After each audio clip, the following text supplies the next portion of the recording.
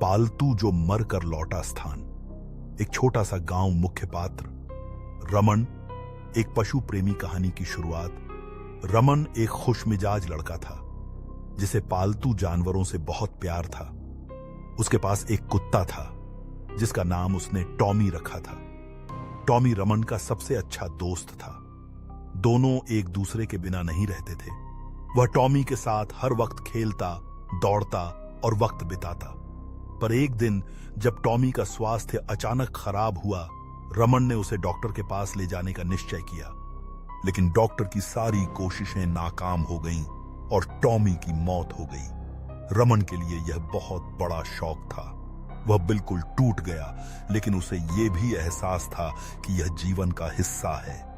Tommy की मौत के बाद रमन ने उसे एक छोटे से कब्र में दफन कर दिया और हमेशा उसकी यादों को अपने दिल में रखा। पर उसके बाद कुछ अजीब घटनाएं घटने लगीं। रात के समय रमन को अपने घर में टॉमी के भौंकने की आवाज सुनाई देती थी। कभी कभी उसे लगता कि कोई कुत्ता उसकी कोठरी की तरफ दौड़ता है। रमन ने इसे नजरअंदाज किया, सोचकर कि यह केवल मन का भ्रम हो सकता है। टॉमी की वापसी एक दिन रमन अपने दोस्तों के साथ अपने घर में बैठा था। वह अकेला नहीं था, लेकिन फिर भी उसे ऐसा महसूस हुआ कि कोई पास ही है जो उसे घूर रहा हो। अचानक दरवाजे पर एक हड़बड़ी सी खटखटाहट हुई। रमन उठकर दरवाजा खोला और उसकी आंखें फैल गईं। दरवाजे पर वही टॉमी खड़ा था, लेकिन इस बार वह बहुत अलग था। उसके शरीर पर सामान्य कुत्ते के बाल नहीं थे, बल्कि उसके शरीर में रक्त के धब्बे और गहरे निशान थे। उसकी आंखें भी खौफनाक तरीके से लाल हो चुकी थीं। अजीब बदलाव रमन ने घबराकर दरवाजा बंद करने की कोशिश की, लेकिन टॉमी अंदर आ गया। टॉमी अब वह प्यारा कुत्ता नहीं था जो पहले हुआ करता था। उसकी आंखों में एक खौफनाक चमक थी और उसके भौंकने में अजीब सी घबराहट थी। रमन उसे पहचानने की कोशिश कर रहा था, लेकिन उसकी पूरी दुनिया टूट चुकी थी। अचानक टॉमी ने जोर से भौंकते हुए रमन की तरफ हमला किया।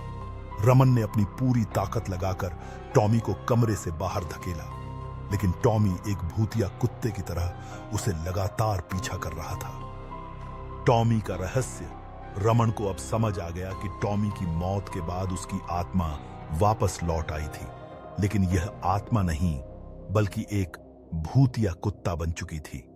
रमन ने अपने दिमाग में एक हलचल महसूस की और वह सोचा कि शायद टॉमी की आत्मा को शांति नहीं मिली थी और वह किसी रहस्यमय तरीके से अपनी पुरानी जिंदगी में लौट आया था।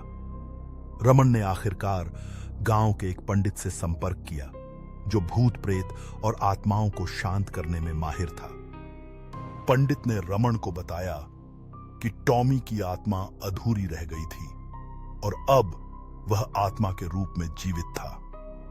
उसकी वापसी का कारण था कि वह अपने मालिक के पास वापस आना चाहता था, लेकिन वह कुत्ता अब किसी भूतिया रूप में बदल चुका था।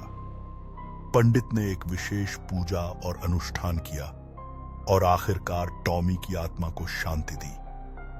कुछ समय बाद टॉमी का भूतिया रूप गायब हो गया और रमन को राहत मिली।